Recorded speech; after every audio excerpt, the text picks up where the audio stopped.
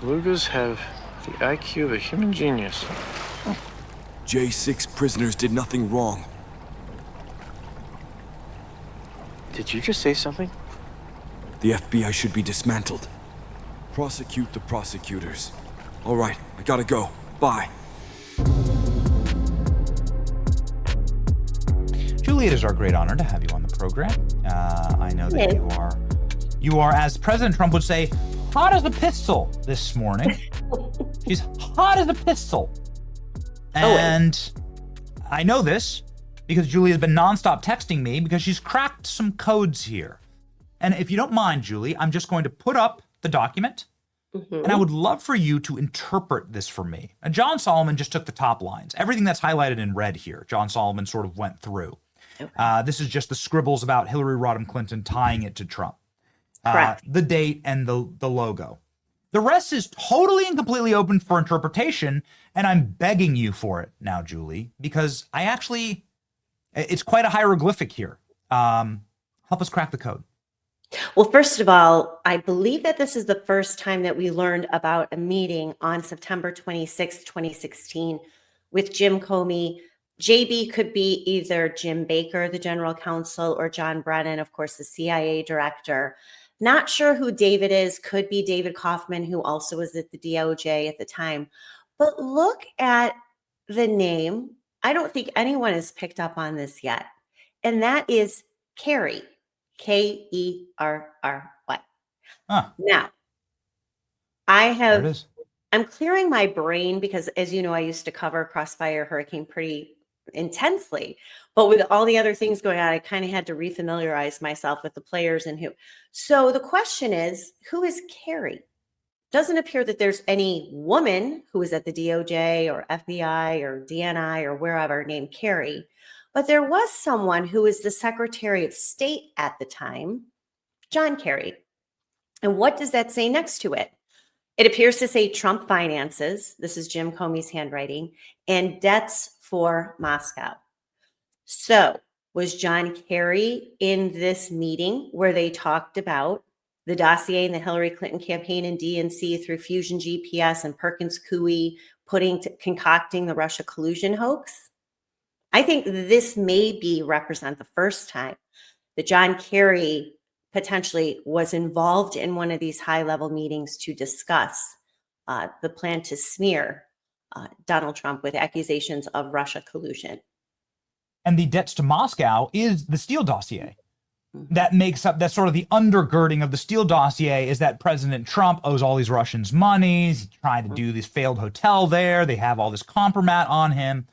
And so that would be Trump finances debt to Moscow. That is the most lurid details of the Steele dossier, all of them fake, of course, but that President Trump is deeply indebted to the Russians. Correct. And I think it's important to recall that a lot of the dossiers the peddling of the dossier actually went through the State Department. Christopher Steele, who originated the dossier, he had been hired by Fusion GPS to put this dirt together. Keep in mind what else he was doing at the time. You know, we're told he was this former MI5 agent and, very reputable British intelligence officer. No, he was a paid hack. Because not only was he being paid by the DNC and Hillary Clinton campaign in 2016, he was an FBI informant, confidential human source, also being paid. And he was a lobbyist for Oleg Deripaska, the Ukrainian businessman who was in trouble with the U.S. government. And that's why Chris Steele, part of the reason he kept meeting with Bruce Orr, the number 4 at DOJ at the time, and his wife, Nellie Orr, who worked for Fusion. I mean, we could go on and on. This is like the craziest web you could ever put together. But Christopher Steele was very close with a man named Jonathan Weiner, who was a top deputy for Secretary of State John Kerry. At the time, he was a special envoy to Libya, but he was close with Steele for years. And Steele would run his work through Jonathan Weiner, through Victoria Nuland at the State Department. But he was desperate to get John Kerry's attention and the State Department's imprimatur on his dirt digging into President Trump and manufacturing all these allegations, including Trump's finances and debts for Moscow. So a big question here. Was this Kerry? Is that Secretary of State John Kerry at the time because I believe this would represent the first time that he, as I said, involved in any sort of meeting with Jim Comey, Jim Baker, or perhaps David Kaufman. So the CIA and the FBI have been smeared with this, but the State Department has been able to escape a considerable amount of the blame for the Steele dossier. This looks like they're putting John Kerry, if confirmed, at the center of this. And this would be important because up at the very top of the document, and we covered this, it says Mitch, and many are suspecting that this is Stephen Halper. Right. Do you agree with that? And I guess the conclusion there would be that John Kerry, as the head of the State Department, the head of diplomatic relations for the United States, is going to lend his office and his credentialism to the Steele dossier being laundered and concocted by Stephen Halper and Anthony Downer. Am I seeing that web correctly? Yes, because there was a separate dossier, I believe, that was actually produced by Jonathan Weiner, and in collaboration with Richard Blumenthal, a longtime dirty operative for the Clintons. So that gets into a whole other complex, convoluted side of the story.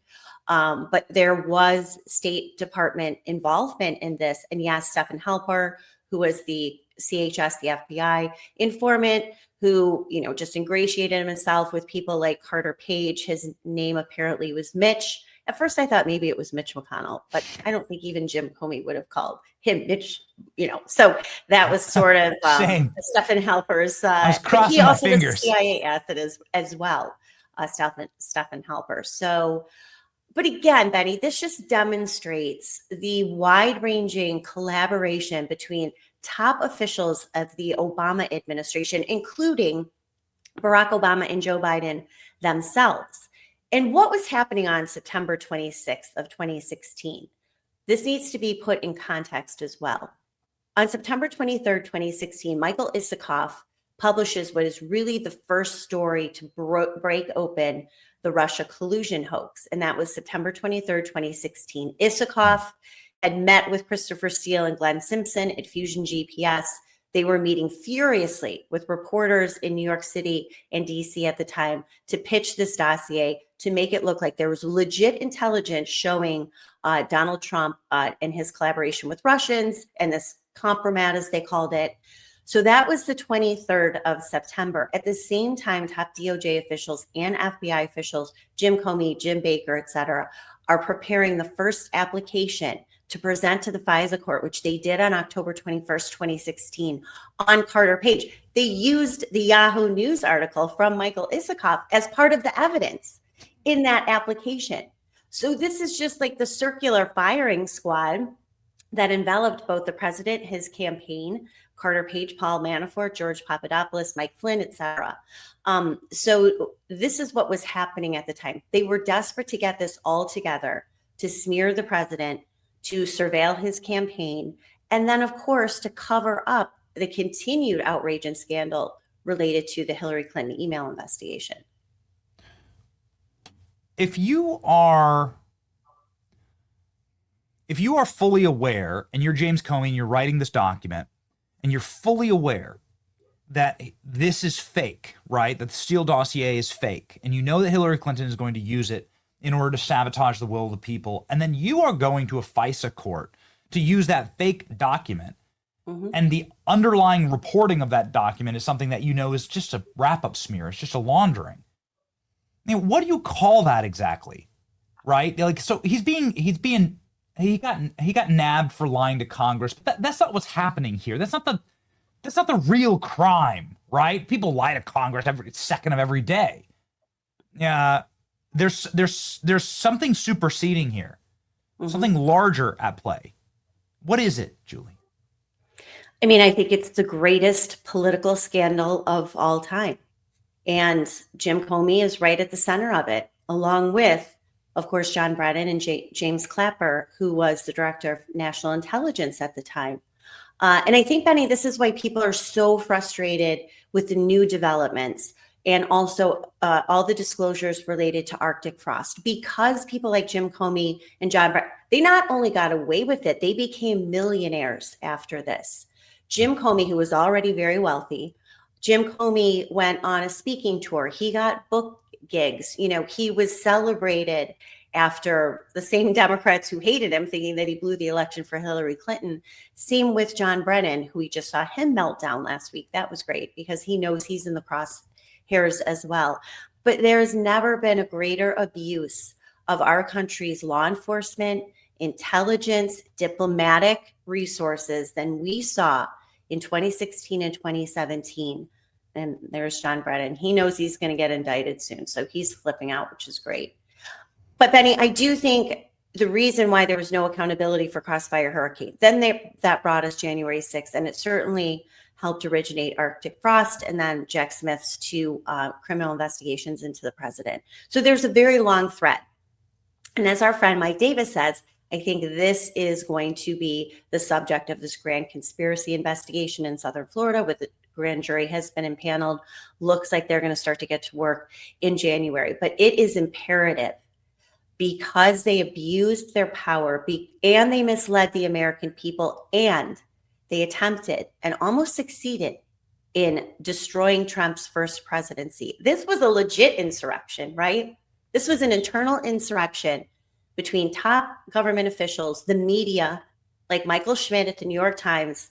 People really should check out this evidence because the text messages going back and forth between Dan Richman, who's person 3 in the Comey indictment, and Michael Schmidt, the New York Times reporter who's married to Nicole Wallace at MSNBC.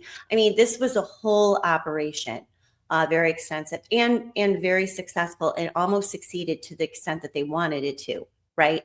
Which was they wanted Robert Mueller to come up with criminal charges against the president and a lot of his team. And of course he did.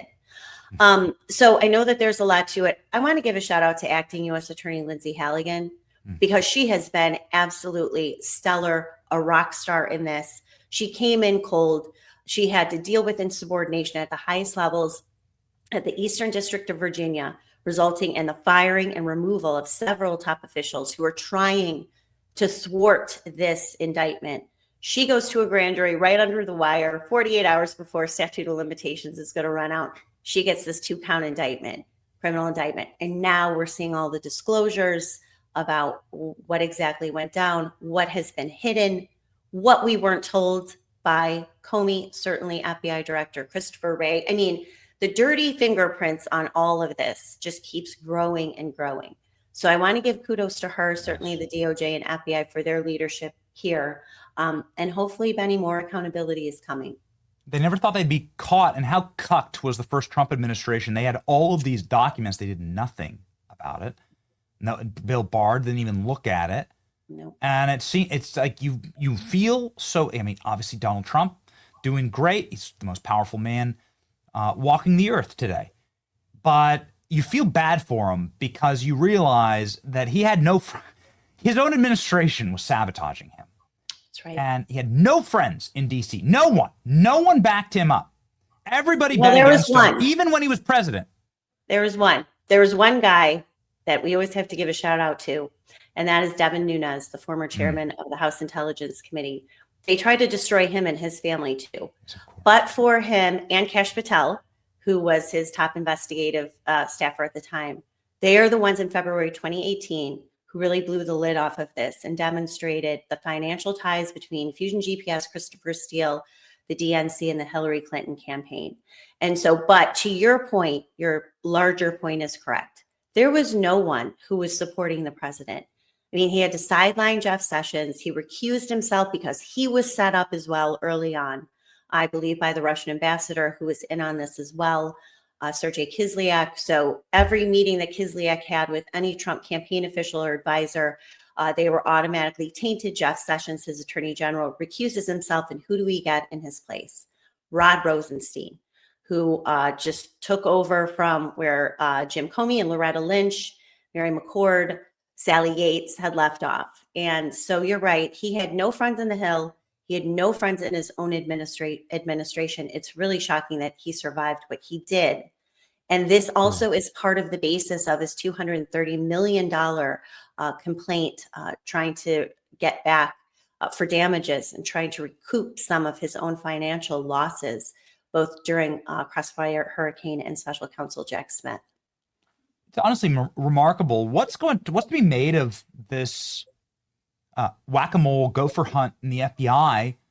I can't imagine what the hell's actually going on there. Of course, it's a hideous building, and you get bad energy just walking by it. It's a scar on the face of Washington. That FBI building. It is heinous, and it is about as ugly as its namesake. The Hoover Building is obviously named after one of the most duplicitous and creepiest FBI directors this side of James Comey. The point is that, like, how the hell are they getting away with throwing this stuff in burn bags?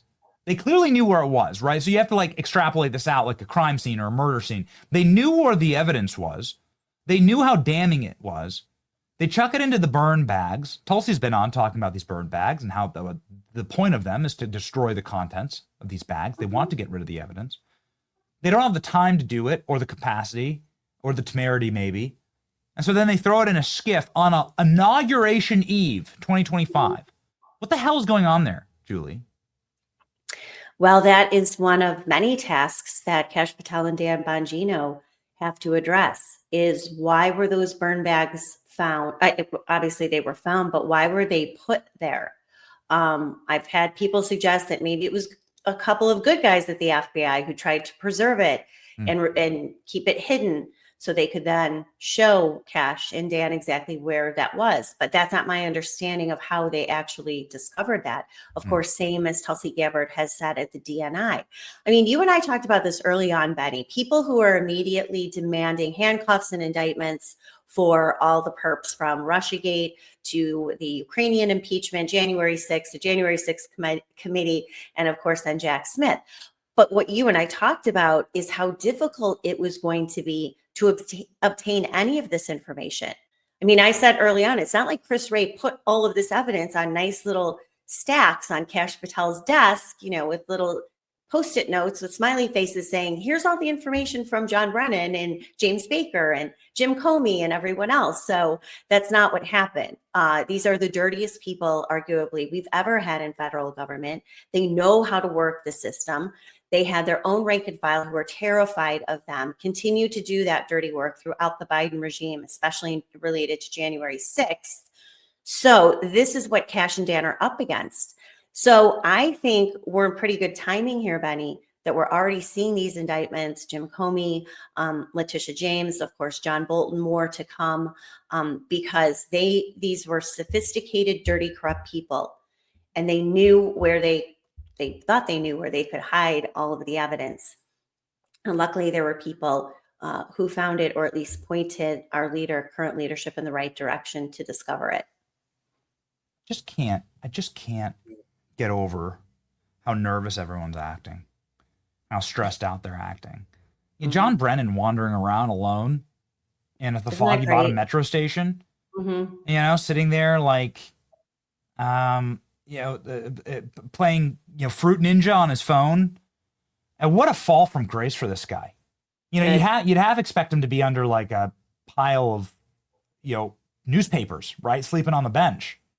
He's in a bad way here. And it's really embarrassing. He lies to the reporter, Nick Ballas, who's asking him questions. And he's just kind of standing alone. It's like a public act of humiliation.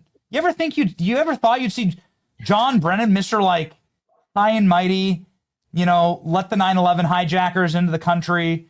John Brennan, Mr. like, I am in control, I am the danger. Creepy little weirdo, like just standing alone with his pile of piss-soaked newspapers in the Foggy Bottom metro station. It's weird. It's great to see. And look, it's really important to underscore that he really was the mastermind. I mean, look at his face. That's just the face of evil. He really was the mastermind. He started conducting those secret meetings in the Situation Room in August of 2016, where he said he was getting all of this intelligence. Now we know that the Steele dossier, really part of that information originated at the State Department. And so I think that that's another important thing to remember. But he was the one conducting these secret meetings in the Situation Room. Lisa Monaco was there. Avril Haines was there. Other top officials, Joe Biden eventually was invited into those meetings. What we were told was that this was so top high level, so secretive that he had to conduct these meetings in the Situation Room, turn off all of the monitors, any communications that would access that, so he could share this really tip-top information about Donald Trump and the Russians. Well, that's not what it was. They were convening these meetings to concoct this. Lisa Monaco, I don't know if I mentioned her, but I have to, because she again keeps popping up over the period of a decade. But John Brennan is really the one who masterminded this and put it together. We know he was taking marching orders from President Obama. We know that in August of 2016, Jim Comey met with Obama and told him basically what was going on. So if there's anyone really who should be held accountable for Russiagate and the constant decade-long smear that John Brennan has been involved in, it is that man right there, the former CIA director. He is not having a good. He's not having a. Gotta love it. He's not having a good week, man. This guy is crashing out, and he's fighting people, and he's screaming on panels, and he's sort of standing around humiliated. I get all the right vibes out of this. That's awesome. That's so great. And look at him go. I mean, what's this like? This is like your 5-time divorced drunken uncle at Thanksgiving, right? After like too much Manischewitz. And he's just like, yeah, right? And he's like, and you bring up like you bring up like the 1976 Phillies. You just start erratically screaming and anything to provoke, right? Yes. What a loser. It's amazing to see them fall off their high horses. Comey, all of them. It's just remarkable. They never thought it would happen. They never thought this would happen. They never, ever thought Donald Trump would win, that they would see an FBI director of cash. They never in their wildest dreams thought they would be in the situation they are right now. Where does it go next? In conclusion, Julie, this perhaps the grand conspiracy. Maybe you could start with the grand conspiracy, but is that where you predict this is going to go? Will we see more superseding indictments for Comey in this trial, in this case? The floor is yours. We could see more charges in what you just said, a superseding indictment, which would be added to the top of the existing indictment that was handed out in September against Jim Comey. I think as they're getting more information, especially notes like this. Now, let's think about this for a minute, too. Not just a superseding indictment adding charges, but who are the witnesses going to be? I mean, now that they have this, we thought, okay, for sure, Dan Richmond, he's person 3, maybe some other collaborators. Okay, how about John Kerry? How about, Jim Baker? You're the expert. Sorry to interrupt you, but just very quickly, you're the expert. Has John Kerry ever even been asked about this, Julie? I don't think so, but I think that this is a good time to do so. And again, ask Jonathan Weiner, who, by the way, not just Jonathan Weiner, who is one of his top deputies, tight with Christopher Steele for years, produced his own kind of dossier. His neighbor was Peter Fritsch, who is the co-founder of Fusion GPS. He was Glenn Simpson's partner in Fusion GPS. So this just also shows just how incestuous Washington, D.C. is between top officials, government officials, members of Congress, members of the media. And this was the lion's den that Donald Trump was thrown into in January of 2017 and barely escaped. But people like Brennan, Comey, always thought they were going to get away with it. They never thought that they were going to be where they are right now. So yes, a grand conspiracy investigation appears to be almost underway in the Southern District of Florida. That's good news. It's there. Of course, we would never want it in Washington. We would never want it in a blue jurisdiction, Southern Florida, where the court proceedings in the documents case went on. As you know, I covered those in person as well. But I think really the center of that would be the August 8th, 2022 armed raid of Mar-a-Lago. So that must be kind of the eye of the storm, so to speak, in terms of a grand conspiracy indictment. And that could envelop dozens of former government officials and politicians in terms of, bringing this lawfare, this unprecedented, abusive, reckless, destructive lawfare against the president to destroy him and the entire MAGA movement. It's not vengeance. It's justice and a warning to not do this again. And that turnabout is fair play, and that you just shouldn't abuse these systems because they'll be abused.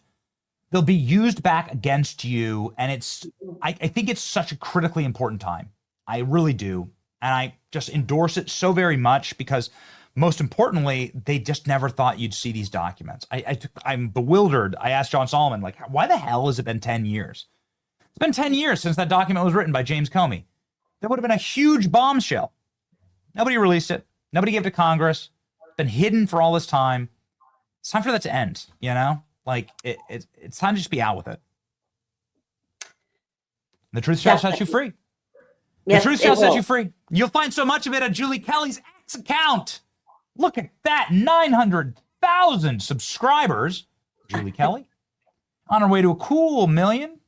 Julie Kelly, just one of the most fearless reporters who has been on this story on her Declassified with Julie Kelly. You can find it here, her Substack. You should subscribe to this as well. She's just been the OG. She's the original gangster on all of this. Reporting on it back when it would land you in jail, actually, just to report on something like this. Yeah. And so we're thankful for Julie and her friendship to this show. Godspeed, Julie. You too, Benny. Thanks.